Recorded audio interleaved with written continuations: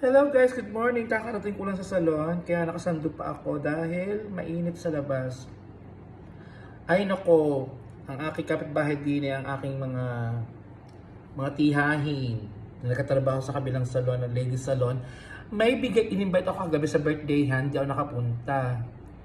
Pero ngayon, meron silang binigay sa akin kaldareta. Hindi ko alam kung baboy to or baka or I don't know, kambing.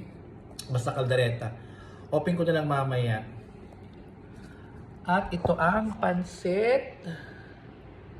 Pansit, puto, at cake. Tsaka biko. Biko, yan, biko. Biko, puto, pansit, at cake. Yan.